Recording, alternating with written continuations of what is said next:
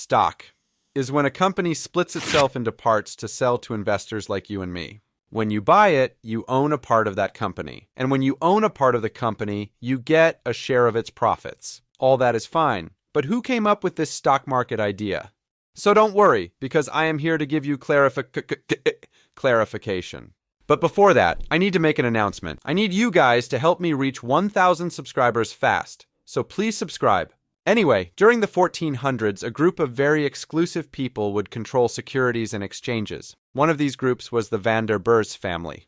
But these guys are actually just irrelevant. You see, they never actually traded stocks. They just traded government securities or stuff like wheat, probably. So let's fast forward to the 1600s. During this time, ship owners absolutely loved offshore trades.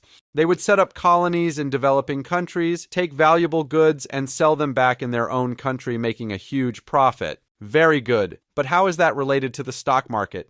Good you ask, because that brings us to this company called Dutch East India Company. These guys love trade, but they have one tiny bitsy issue. Most of the ships that went off on an expedition never actually came back. People say this was because of bad weather or because of pirates who stole everything. So what did they do? They just invested in multiple ships, so even if one returns, they would still make a profit. But this is still not related to the stock market. But we are getting to that.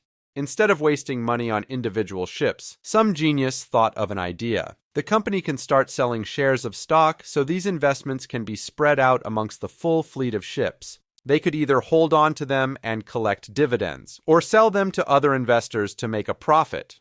This prompted other trade companies around the world to start splitting themselves into shares. So newbie companies thought it was a good idea to sell all their shares without even making their first trip. And that, ladies and gentlemen, is what we call a bubble. And like all bubbles, when all hell breaks loose, it bursts, which caused a crash to take place in England.